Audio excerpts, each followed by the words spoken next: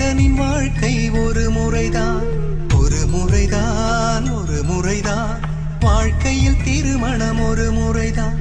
ஊரே வந்து பூத்தூவ ஊர்வலம் போகும் கல்யாணம்.